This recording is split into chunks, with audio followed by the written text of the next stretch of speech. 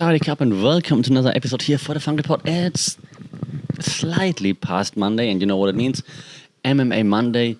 What happened in the media Monday-wise? See, I'm still tired. MMA-wise. How did the media cover certain aspects? How did fighters, promotions use the media? And, of course, also, as always, the One Championship breakdown. All right, so not because I'm sponsored by One Championship, but because I think there are so many breakdown shows about the UFC and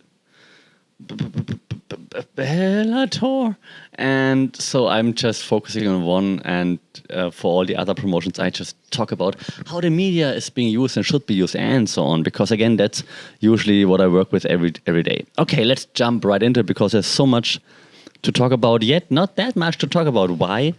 Because, well, the UFC was and with the main event falling out, double Here also already, by the way, media usage terrible. Was just like, oh, we think the Derek Lewis fight is off, and the Derek Lewis fight is off, and that's it. It's like, how do you communicate? You're so good at like all those pay-per-views and stuff, but this, the way they communicated it, like, oh, by the way, it's off. It's terrible. It's just terrible. They should have explained like what, why, when, how, what they're gonna do now, how Derek Lewis is doing. Maybe people are concerned about Derek Lewis because people like Derek Lewis. So the UFC is only good at using media when they really want to, but when they have to improvise or I don't know, things not having them planned out well, it seems like it's not their forte. So if you need someone that is better with media, UFC, I'll send you some of my students. I don't even mean to like say that I would do it. I'll send you some of my students who will gladly help you there if you pay them well enough. That is, of course. Listening to Paulo Costa yesterday on Submission Radio, apparently the UFC doesn't pay well. I'm kidding, right? I mean, every fighter who's at the end of a contract says that. Okay, so that's it. Main event was fun-ish, I guess. The Vanessa was great again. Yeah, so it was a fun enough event, nothing to write home about though. The next one seems to be better, actually pretty good card for a fight night, so we will definitely talk about this. In regards to the next one, of course, it's a fight night, so no one's really caring in terms of media usage, unfortunately, but luckily the two main eventers, they care, and it's a good thing. Kevin Holland versus Wonderboy Stephen Thompson, and they both put stuff out on the media all the time. I mean, Stephen Thompson with his Technique Tuesdays, the breakdowns and everything. I don't like his podcast; it's a bit lame, says the guy with the lame podcast. It's also maybe because like his brother doesn't have like that brother-in-law, right? Has that energy that I'm expecting, I think. But other than that, his video stuff is great. Kevin Holland always somewhere, anyways. I'm also not the biggest fan of his podcast, also maybe because of the co-host there. But they now just came together. They did a podcast together. They're going to fight each other and they did a podcast together. That's cool. That's all right. If your personalities match and stuff, put your names out there by yourself. So that's a good job, Stephen Thompson, Kevin Holland. That's how you do it. If the UFC doesn't do it, you do it. I like it. Good job. Otherwise, media-wise this week, I think there wasn't really that much to write home about again. Chandler was on Ariel again. And Michael Chandler is just great with words and how to use the media, of course. Like, it's motivational stuff, always says the right things. Talks about his sons, blah, blah, blah, blah, boring, because he's just too perfect. If you want to copy someone, copy Michael Chandler, right? Yeah, of course. Calling out Conor again and again and again. Now even if you're losing. So he's doing the right thing in terms of media usage, where to appear, how to utilize it, and so on. See you at the top. Then we had Bellator. I'm actually talking about Bellator. We had Bellator. I'm only talking about it because Usman Nurmagomedov is the champion. He's now 200,000 to 0 or something. Then Nurmagomedov is running MMA. Congratulations. We're not reviewing the fights here, even though it's Bellator, no one watches anyways, but yeah, so media-wise, I'm not sure. I think Bellator just tries too hard to hedge themselves to Khabib. There's something that one does, though. There was like one fighter from Khabib's stall gym And they also like, oh, that's Khabib's guy. Islam Makhachev is here to corner him. So they're trying to hatch their wagons too much to the UFC, I believe. Like, just build him by yourself. But then he FaceTimes Khabib. I mean, yeah, it's cute, but it's also a little bit like, I know what you're doing. So try to be your own person. Try to build your own brand. That goes for Bellator and ONE as well as for the fighters. Don't just hatch yourself to Khabib. Even though Khabib was awesome, but don't just do that. Main event, Vadim Nemkov, not rolls. It was a fight, but I mean, Corey Anderson didn't have really a chance there. Media-wise, Vadim Nemkov not doing much, obviously. Unfortunately, learned some more English, man. And I hate to say that as a non-native speaker myself, or like actually maybe I'm the one who can say that because I'm a non-native English speaker. And as you can hear, I still have an accent, but at least you can verbalize what you're feeling. Like, so, dude, Vadim, all the other foreign fighters do that. I mean, you've seen it with Manny Moicano on Ariel on like this past Monday, I think. Like, it was hilarious. Like, Moicano wants money. Now that he speaks English, perfect. The guy's money. The guy's on fire. So do that. Yeah, same thing with Paulo Costa. If you learn it, then people will come to you. Like, Paulo Costa is one of the most liked fighters right now. Who would have thought that? Like, awesome. So unfortunately, you have to learn the language of the country that your promotion is in. Makes just sense, I think. Okay, if you do that, you can hopefully carve your path that you're going to be taking by yourself. And now, speaking of path that we're taking, let's talk about ONE Championship as well. They had 2 events again, which I appreciate because they had the on Prime Video event. It's always for the US market, so it's always like very early here in Thailand. It starts very early and it goes until like maybe 10 a.m. or so. And then they have an event in the evening again for the Asian audience. Let's talk about one on Prime. Let's talk about one on Prime 4, the one that most of you might have seen if you're into ONE. We had the main event between Kiamrian Abbasov and Christian Lee. Abbasov missed weight before, so they already stripped him of the title. So he wasn't eligible to win it, but if he would won the match, he would have been the number 1 contender. Christian Lee is the champion of the lower weight class. He moved up to welterweight to take on Abbasov. The first time ever I saw Christian Lee without a six-pack due to the muscles, the weight that he put on. And usually Christian Lee comes out like a bat out of hell, like just goes for it. This case, Abbasov came out like crazy and put it on Christian Lee and had him in all sorts of trouble. He had him wobbled real bad. If Mark Goddard was the ref and not Herb Dean, Goddard might have stopped it already. And I'm not saying Goddard stops fights too early. I'm just saying Herb Dean let this run out like it was, it was the right call in the end, so well done, Herb Dean. So he's seen enough, I guess, to let Christian Lee continue. But man, he seemed in all sorts of trouble and basically out on his feet and stumbling backwards against the cage. Like, oh god, that looked terrible. That looked like almost like the first round that Angela Lee was in. But yeah, so again, the Lee thing, fighting through it. So good job. And yeah, eventually taking it to Abbasov, and Abbasov was gassing so bad. He had his hands on his hips in between. Oh god, that was terrible. Like, I don't know what the game plan was. It was like, okay, I missed weight so much, I'm totally out of shape for some reason. So let's just swing for the fences the first 5 minutes and then just hope I get him. Because afterwards, he was still dangerous. He was still swingy, but he clearly had nothing left in the tank. And so Christian Lee outpaced him eventually. And then cruised to a UD victory. No, he did. Was it a UD victory? No, it was a TKO, wasn't it? I'm sorry already. Yeah, I remember Herb Dean stepping in. See, it's so many fights on ONE Championship. But yes, once Christian Lee took over, then he was also gassed. He was also tired AF. But he was still hitting the better shots. He was hitting it, or he was landing, while Abbasov wasn't landing much anymore. It was only the danger of can he connect with a power shot after he had his hands on his hips for a while and throwing something again. So yeah, then actually Herb Dean had step in and stop it. So yeah, congratulations, Christian Lee, double champ. I'm not sure how he does against like someone that's actually fit. That was embarrassing. I'm sorry. Of course he would kick my ass, but it was embarrassing for like a reigning defending champion to look like out of shape like this.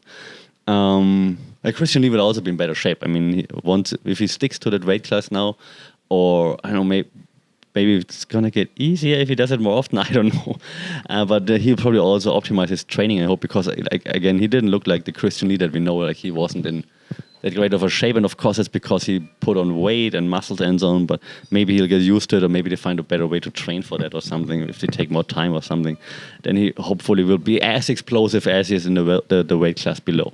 Now, congratulations, Christian Lee. That was a very, very intense, a very, very Lee fight. Very intense. Okay, then the co-main event was Rotang Ironman Chitmanong versus Joseph Lassiri, champion versus champion. Joseph Lassiri came up the weight class to face Rotang. It's kind of funny because Joseph Lassiri looked actually bigger than Rotang, but Joseph Lassiri is the champion in the weight class below Rotang. It was interesting. So Lassiri, I think strawweight champion. It was a flyweight championship bout, and yeah, it was just panned out the way everyone expected it to pan out, like Rotang walking him down, Lassiri not really doing much. He was landing a few shots. He bruised Rotang over the left eye, which is something not everybody can do. But other than that, he was just on his bicycle the whole time. Rotang was even I think third round onwards, Rotang was making fun of him. It was like just walking around. Rotang was dancing around, was like imitating like Lassiri being scared, running away mid-fight. He was calling him out like to come to the middle and just fight. Rotang was only chasing him down the whole time. Lassiri landed a few shots, a few teeps and so on, which was nice. But other than that, it was all Rotang. It was just one-way traffic. We had Bibiano Fernandez also then versus Stephen Lohman. Where Stephen, like I said earlier, unfortunately, I'm all for Bibiano Fernandez, but Stephen Lohman was on a run more or less, and yeah, unfortunately I saw it going that way, and Stephen Lohman took the UD here. We had Cosmo Alexander in his retirement fight, and he gets the knockout win over Juan Cervantes, and then retires, which is just the perfect ending, of course, for Cosmo Alexander, like an OG in the Muay Thai game. He was fighting here in Thailand like forever ago, like the Kings tournament and things like this. So he's a, if you only know him for the Sage Northcutt knockout, like he's a Muay Thai legend before he moved into MMA a little bit and then now retired in this Muay Thai fight. So yeah, Cosmo Alexander, like congratulations to a career, man. You're a legend, dude, like an OG. Was fun watching him one more time and winning one more time. I did enjoy that. And we had a brutal stoppage by Kim Jae-woong against the former contender Kevin Bellingham. How the mighty have fallen. So there was no discussion. Kim Jae-woong just put it on Kevin Bellingham. He went to the ground, he followed up with shots, and then that was that. In the lead card, just very quickly, because I announced it in the preview show, basically, we had Jonathan Haggerty versus Vladimir Kuzmin. Haggerty got the majority decision in this case. That was a bit uninspired, to be honest. I expected more from Haggerty. I know he's kicking my ass. I'm just saying, like, usually you have like those expectations for Jonathan Haggerty fights. In this case, didn't really pan out the way I expected it to be. We had Daniel Kelly, of course, winning in round 1 against Maria Moljanova, and now Angela Lee said she would sub and Daniel Kelly. So now they think about like a super grappling fight between Angela Lee and Daniel Kelly. Anything to not have Angela Lee fight MMA again. And in the opening bout, we had Liam Nolan versus Eddie Abasolo. And that was actually a funnish fight to watch, like a little bit back and forth, but then Liam Nolan clearly took the UD, and I think there's no controversy, obviously, if you've seen the fight. So it was a fun card. Overall, like, again, one championship, besides being like totally fishy when it comes to their finances and to their weird hydration / weight tests. Otherwise, the cards are fun. See, I'm not just hating. The cards are fun, and the card that came afterwards, the evening card for Asia time, was also fun. It was headlined by Hiroki Akimoto, the bantamweight kickboxing world champion, against Pat Fergus, which is someone who you might not have known. You think, like, oh, a new Thai fighter? No, an old Thai fighter. Pat Chanong is 37, I believe. The Thai fighter with the most fights of all the fighters right now, 400 something professional fights, the most experienced fighter in the world. That's how they called him, and he put it on Akimoto, like, and he just stuck to his game plan. It was beautiful. It was just fantastic game plan. Like Akimoto, the young shredded machine from Japan, like, yeah, let's go, and Pat Chanong, like the 37-year-old, also well in shape, but you can see that he's like not the 20-something-year-old with a six-pack. And he just stuck to his game plan like perfectly. He was just keeping the guy away. Then a step through knee, a few jabs, step through knee, kick, step through knee, kick, step through knee, step through knee, step through, like the same every time. Like Akimoto came in, he would land a step through knee, and then like would just hammer that left kick to the right side of Akimoto. Like the round two, and Akimoto's right side was so red. It looked worse than in any movie, like ridiculous. So props to Akimoto for like hanging in there until the end. But it was a clear win, and how this ended up to be a split decision is a disgrace. One championship, your judges, disgraceful once again. This was a clear shutout. You could say maybe 4-1 and not 5-0, but that was ridiculous. Like, this is a split decision, ridiculous. Like, that just shows like that the judges are clearly paid off. Ridiculous. Co-main event was Roman Kruklia versus Irash Asispour. Asispour it was for the heavyweight kickboxing world championship. Such a long word. Kruklia won the World Cup, whatever they call it, before, so to get the shot at the world championship. And Asispour was all, he's not a good fighter, blah blah. Once they were in there, Kruklia just looks like the machine, like that. Yeah, and Asispour just looks like a heavyweight. And Asispour rocked him early on. You're like, oh, what's happening? But after that, it was just Kruklia, and he TKO'd him in round 2. So congratulations, Roman Kruklia. That was the setback in the early stages of round 1, but after that it was pretty dominant, so that looked very well. What was really sad was that then Khabib's protege, Saigid Isagagmaev, demolished Shinya Yoki, and it was just, I mean, they didn't even look like they belonged in there together. Not because of the skill set, maybe, but also like age-wise, physique-wise. So what they're doing to Shinya Yoki right now is just ridiculous. But I mean, Shinya Yoki says yes to everything apparently, but that was just ridiculous. They did not look like they should be in there together. I felt really bad watching Shinya Yoki getting demolished like that. It was really, really, really sad. What was not sad was Yushin Okami versus Ong Lan Sang, the Burmese Python fighting out of Killcliff FC. With Henry Hooft. Henry Hooft was there too. And Ong Lan Sang was like vintage Ong Lan Sang. It was great. So he got the win, TKO stoppage. And then afterwards, Henry Hooft had like a picture of Rumble Johnson, who passed away this past week, right? And Ong La was holding it up, like doing the same pose that Rumble used to do. That was pretty touching, actually. So that was well done and well deserved, and a great gesture by Team Killcliff FC. So that was nice to see. Appreciate it. Also nice to see Henry Hooft being there at one event. That was pretty nice to see there. All right, I don't go through the whole card now, but I think that's the most important or most exciting event if fights on the card. Otherwise, again, a nice card, not as good as the prime one, but still a nice card. And the next one is in like 9 days or so we still have a week to go before we do another breakdown for one championship. One thing I have to say though, so while the quality of the event and stuff is always great at one championship, the media, from a fighter's point of view, there isn't much. Like, the only one who's putting stuff out there is Mighty Mouse by himself, I think. Other than that, I do follow lots of them, and lots of them are just posting training videos and stuff. And guys, girls, people, fighters at one championship, think about building your brand. You're not even earning as much as a UFC fighter, I guess, like, depending like who you are. Of course, Mighty Mouse probably earns more, but other than that, like, think about your brands, man. you can't be doing this forever. So start creating content that engages people. Like I just followed a few people from the lead card to check them out, and they have less followers than me. Like, guys, how that's not okay. So please work on that. And if you need help, especially one like, I know it sounds like cocky to assume that fighters, athletes would listen to this podcast, but just in case this pops up somewhere here around Asia even, and if you're a fighter at one championship and you need help with your communication and your marketing and whatnot, just drop me a line. I'm not even kidding. Funkitpod, at Funkitpod on socials, funkitpod@gmail.com, or find my personal information. You can see it everywhere. Get in touch. I'll make it a uni project. I'll have a student intern for you or something. They're happy to do some real work with people that they like. They're affordable still. I mean, I want fair pay, but still affordable.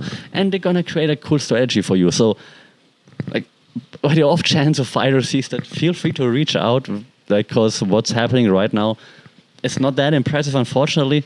And in 10 years or so, you're done. So, all right. For those listening to a podcast, I was pointing at the camera saying get in touch. Okay, that's enough for this week's MMA Monday. We have to upload it so that you can actually listen to it and watch it now, because, hey, videos on Spotify. Who didn't want that?